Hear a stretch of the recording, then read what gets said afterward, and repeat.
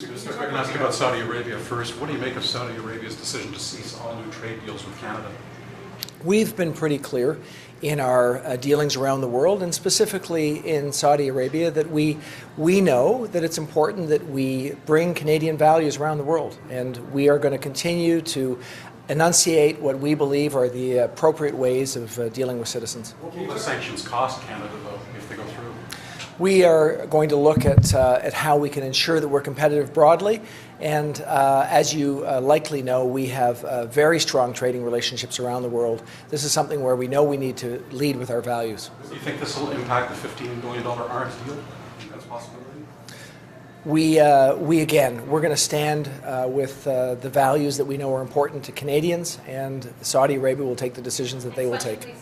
So they've already announced that flights are being canceled, that students are being pulled out. We talked to business owners today who are worried about what's going to happen. Do you have an idea of the economic impact that this could be? And what's your message to business owners who are dealing with Saudi right now? My broader message to Canadians and Canadian business owners is we know that we're doing well from an economic standpoint. We know that we need to ensure that we remain competitive. This specific issue is a Saudi Arabian decision based on their response to us saying this is what Canadians believe is an appropriate way to deal with citizens. That is a continuing approach of our government. But it could hurt a lot of Canadian businesses. We've got a strong economy. We know that Canadians stand behind us when we say that it's important to deal with all of our citizens in a way that that is appropriate from our value standpoint. That'll be our continuing approach. Sir, 16,000 Saudi students may leave Canada. What might the economic impact be on our schools? We certainly want to continue to attract international students to Canada.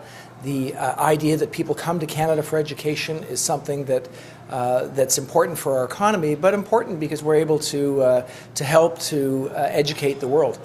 We would rather see those students be able to stay in Canada, but we will continue to make sure that our values are well understood. Will you give the schools financial help if the 16,000 students leave? We will continue to work across the country to make sure that our economy is strong. I think what you'll see is that we've been very successful attracting students from around the world, and that will continue to be the case. Questions on tariff and trade? How many requests have you had for exemptions on Canada's steel and aluminum counter tariffs? We, as I go out to talk to Canadian businesses, we are hearing about the impacts on tariffs. Of course, we are making sure that we take those comments into account as we consider safeguards, making sure that the tariff approach that we've taken is actually working. Of course, we also have a duties remission approach that is enabling businesses that when they bring products here, use steel and move it back into the United States, they have a way to ensure that those are not impacting those products. What I can say is we continue to negotiate with the Americans and are looking forward to continued discussions. We're working hard to make sure that that trading relationship remains strong. Have any exemptions been granted?